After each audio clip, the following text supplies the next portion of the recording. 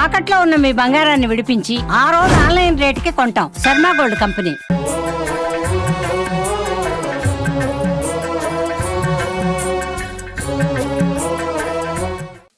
నమస్కారం, welcome to Suman TV.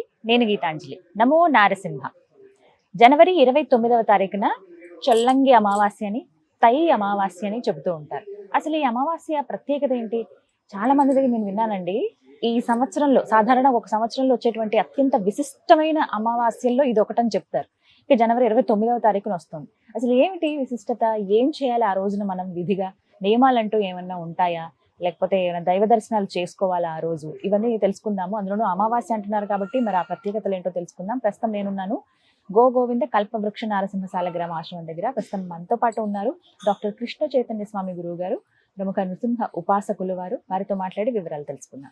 గురుగారు నమస్కారం అండి. నమస్కారం. నమో నారసింహ. నమో నారసింహ. ఇంక ఇక్కడ దగ్గరే కూర్చున్నాము చక్కగా స్వామి దగ్గరే. 29వ తారీఖు అండి, చాలా అత్యంత విశేషమైన రోజు అని చెప్పారు నాకు అడిగితే. నేను అదేదో మిమ్మల్ని అడుగుదామని అనుకున్నాను. అసలు ఏంటి తై అమావాస్య అని విన్నాను, నేను ఆ పేరు వినలేదండి ఇప్పటిదాకా. చొల్లంగి అమావాస్య అనేది సాధారణంగా చెప్తూ ఉంటారు. అసలు ఏంటివి రెండు ఒకటేనా? అమ్మ, పుష్యమాసంలో వచ్చేటువంటి అమావాస్యని తై అమావాస్య అని, చొల్లంగి అమావాస్య అని, దీన్ని మౌని అమావాస్య అని అంటారు. మన తెలుగు ప్రాంతాల్లో అంతా కూడా చొల్లంగి అమావాస్య, మౌని అమావాస్య అనేటువంటిది చాలా ప్రాముఖ్యం. ఇది తమిళ్లో అంటే తై మాసం అనేటువంటిది తమిళ్కి సంబంధించినటువంటి సాంప్రదాయంలో తై అమావాస్య అని పిలుస్తారు. ఇది చాలా విశేషమైనటువంటిది. సకల అరిష్టాలను కూడా నివారణ చేసేటువంటి అమావాస్య. చాలా అత్యద్భుతమైనటువంటి ఫలితాలని కూడా మనకు ఈ యొక్క అమావాస్య నాడు కొన్ని ఆరాధనలు చేస్తే కలుగుతాయని చెప్పి మనకు పెద్దలు చెప్పి ఉన్నారు. ఆ యొక్క ఆరాధన అనేటువంటిది చేస్తే చాలా అద్భుతమైన ఫలితాలు ఉంటాయి. సాధారణంగా మనం పౌర్ణమి అమావాస్య చూస్తాం. ఈ రెండిట్లో కంపేర్ చేసుకుంటే పౌర్ణమి చాలా విశేషంగా చూస్తాం. కానీ అమావాస్య కూడా అత్యంత శక్తివంతమైన రోజు అని కూడా చెప్తారు ఈ మౌని అమావాస్య. అసలు ఏంటి ఆ రోజున ఏం చేయాలి? అంటే సాధారణంగా మనం తై అమావాస్యకి ఎందుకు ఇంత విశేషం అంటే, ఆనాడు ఎలాంటి గ్రహ ప్రభావం ఉన్నటువంటి వారైనా కూడా నదీ స్నానం చేయడం, అదే విధంగా ఏదైనా దైవ దర్శనం చేసుకోవడం అనేటువంటిది చాలా విశేషం. అయితే మనకు తమిళనాడులో తిరువల్లూరు అనేటువంటి వైద్య వీరరాఘవ క్షేత్రం ఒకటి ఉంటుంది. అత్యద్భుతమైనటువంటి క్షేత్రం. అక్కడ భగవంతుడే వైద్యుడు, అంటే వీరరాఘవుడే వైద్యుడుగా అక్కడ ఉంటారమ్మా. అంటే మనకు ఉండేటువంటి చాలా మంది బాగా ఇబ్బంది పడి బాధపడేటువంటి అంశాలు గ్రహ ప్రభావాలు, దృష్టి దోషాలు. అంటే ఇలాంటి చికాకులు ఉన్నాయి అంటే శరీరం పైన, ఇంట్లో ఇలా ఎలాంటి ఇబ్బందులు ఉన్నా కూడా ఆనాడు జరిగేటువంటి చిన్న చిన్న కార్యక్రమాల ద్వారా, చిన్న చేసుకునే కార్యక్రమాల ద్వారా ఇవన్నీ కూడా పరిహారం చేసుకోవచ్చు అని చెప్తారమ్మా. అందుకని దీనికి తై అమావాస్యకు అంత విశేషం. మనం కూడా ఈ యొక్క తై అమావాస్య నాడు ఈ యొక్క కల్పవృక్ష నరసింహ స్వామి వారి సన్నిధిలో చాలా విశేషంగా, అంటే తిరువల్లూరు వైద్య వీరరాఘవ క్షేత్రంలో ఎలా అయితే అక్కడ స్వామివారిని దర్శనం చేసుకొని ఎంత అద్భుతమైనటువంటి ఫలితాలను పొందుతున్నారో, దానికి భిన్నంగా అత్యద్భుతంగా ఇక్కడ కొన్ని కార్యక్రమాలని మనం చాలా సంవత్సరాల నుంచి చేస్తున్నాం. ఈ సంవత్సరం కూడా చాలా విశేషంగా చేస్తున్నాం అమ్మా. ఇక్కడ విశేషం ఇంకోటి ఏంటంటే 29వ తారీఖు తై అమావాస్య, 28 ముందు రోజు ఏమో కృష్ణాంగారక చతుర్దశి అని చాలా విశేషంగా అది కూడా ఉందమ్మా. అంటే కృష్ణాంగారక చతుర్దశి అనేటువంటిది ఒక వ్రతం అమ్మా. అంటే మనం అంటే ఇంటికి సంబంధించినటువంటి భూమి, గృహము, దాంపత్యము, రుణము, ఈ 4కు సంబంధించినటువంటి ఇబ్బందులు పడేటువంటి వాళ్ళు, అంటే అప్పులతో ఇబ్బంది పడేటువంటి వాళ్ళు, ఇల్లు లేదు అనేటువంటి బాధపడుతున్నటువంటి వాళ్ళు, అదే విధంగా అన్యోన్య దాంపత్యానికి సంబంధించినటువంటి ఇబ్బంది పడేటువంటి వాళ్ళు, అంటే కుజుడికి సంబంధించినటువంటి దోషాలు ఉన్నాయి అనేటువంటి వాళ్ళు ఎవరైతే, పెళ్లి కాని వాళ్ళు, ఇలాంటి వాళ్ళు ఎవరైనా ఉంటే ఆనాడు కృష్ణాంగారక చతుర్దశి నాడు భద్రాచల దివ్యక్షేత్రంలో మన సన్నిధిలో విశేషంగా హోమం, వారికి సంబంధించినటువంటి పూజ ఇవన్నీ కూడా చేస్తున్నాం.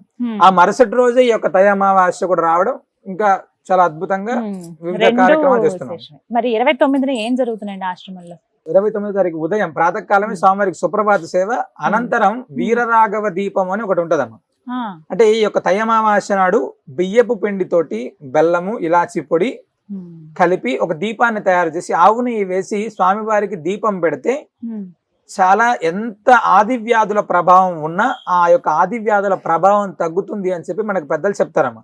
ఆ యొక్క వీరరాఘవ దీపాన్ని ఎవరైతే అంటే వ్యాధి ఉంది అని ఇబ్బంది పడేటువంటి వాళ్ళు, అనారోగ్యం ఉంది, అపమృత్యు దోషాలు ఉన్నాయి, దృష్టి దోషాలు, ప్రధానంగా దృష్టి దోషాలు ఉన్నాయి, వీటి ప్రభావం ఉంది ఇబ్బంది పడేటువంటి వాళ్ళు ఆ యొక్క వీరరాఘవ దీపం అనేటువంటిది ఇక్కడ ప్రత్యేకంగా పెట్టి స్వామివారిని ముడుపు కట్టి ప్రదక్షిణ చేసుకునేటువంటిది ఒకటి.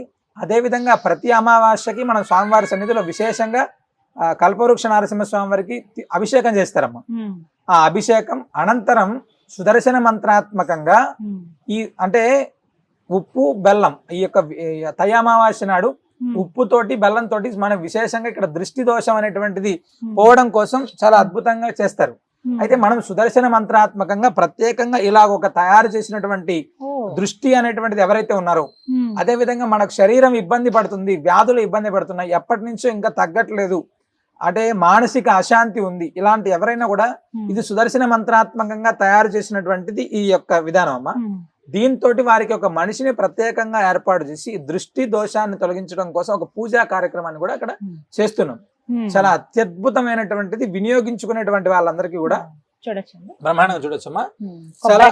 చిన్న కుండ కుండ దాంట్లో కొన్ని పదార్థాలు, నిమ్మకాయ ఉందండి ఇందులో, నిమ్మకాయ ఉన్నాయి, ఇంకా కొన్ని పదార్థాలు ఉన్నాయి లోపల, కుంకుమ, జీడి అన్నీ ఉన్నాయి. కదా. దీంతో దృష్టి తీస్తారు. దీనికంటే ప్రత్యేకంగా ఒక మనిషి ఉంటారు, ప్రత్యేకంగా మనిషి ఉన్నారు. ఈ దృష్టి దోష నివారణ అనేటువంటిది ఖచ్చితంగా జరుగుతుంది. అదే విధంగా బ్లాక్ మ్యాజిక్ అంటారు, అంటే చాలా మంది ఎక్కడ దాటడం ఇబ్బంది పడడం, అదే విధంగా చేతబడి తోటి బాధపడుతున్నారు అంటే ఇవి ఉన్నాయా అనేటువంటి వాళ్ళకి దాటి యొక్క ప్రభావాన్ని ఇబ్బంది పడేటువంటి వాళ్ళు చాలా మంది ఈ మధ్యకాలంలో పెరుగుతున్నారు. మాకు బాగా నరఘోష ఎక్కువ ఉందండి, షాపులు నడవట్లేదు, ఇంట్లో ఇబ్బంది ఉంది, ఇలాంటి వాళ్ళ యొక్క ఇవన్నీ ప్రభావం తగ్గడం కోసం ఇది చాలా అద్భుతంగా ఉపయోగపడేటువంటిది ఏర్పాటు చేస్తున్నాం. కేవలం మనుషులకు మాత్రమే తీస్తారండి, లేకపోతే ఇప్పుడు వ్యాపార స్థలాలు? మనుషులకి, ఫస్ట్ మనుషులకి. మొదటి సూచిక అయితే ఫస్ట్ ఇది మనుషులకేనా, ఇక్కడికి రావాలి. వీరరాఘవ దీపం అనేటువంటిది ఇక్కడ పెట్టాలి. ఆ వీరరాఘవుడికి సంబంధించినటువంటి హోమం ఇక్కడ మనం చేస్తాం, ఆ ఒక హోమంలో పాల్గొనాలి. అదే విధంగా సుదర్శన మంత్రాత్మకంగా ఈ యొక్క దృష్టి ఏదైతే ఉందో దాన్ని తొలగించుకునేటువంటి ప్రయత్నం చేసుకోవచ్చాం. ఈ మూడు ఇక్కడ చాలా విశేషం ఆనాడు. జనవరి 29 మౌని అమావాస్య. చాలా మందికి తెలుసు అండి, ఇప్పుడు మాట్లాడుకున్నట్టుగా ఎంతో విశేషవంతమైన శక్తివంతమైన రోజు అంటారు.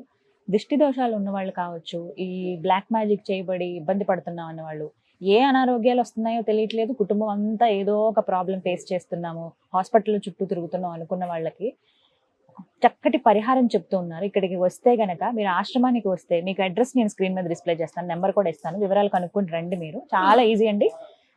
రామచంద్రుడి ఆలయం ఏదైతే ఉందో భద్రాచలం, ఆ రామయ్య ఆలయానికి కేవలం 100 మీటర్ల దూరంలోనే ఉంటుంది, మీరు రావచ్చు.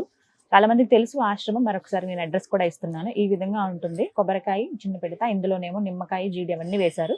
దీంతో ప్రత్యేకంగా వచ్చిన వాళ్ళకి దిష్టి తీస్తారు, ఖచ్చితంగా నివారణ అయ్యి వాళ్ళు బయటపడిన సందర్భాలు కూడా ఉన్నాయని చెప్తున్నారు గురువు గారు. అదే కదండి? అవునమ్మా. ఇంట్లో కట్టుకోవడానికి, అంటే వ్యాపార స్థలాల్లో కావచ్చు, ఇంట్లో అంటే రాకోకుండా మేము ఎవరైనా ఇబ్బంది ఉంటే ఇంట్లో కట్టుకోవడానికి, ఇంట్లో ఉండేటువంటి ప్రభావాలు తగ్గడం కోసం ప్రత్యేకంగా సుదర్శన మంత్రాత్మకంగా నృసింహ మహామంత్రాన్ని అభిమంత్రించి ఒక కొబ్బరికాయని, ఒక పూర్ణ ఫలాన్ని తయారు చేసి వచ్చినటువంటి వాళ్ళందరికీ కూడా మనం ఇస్తున్నాం.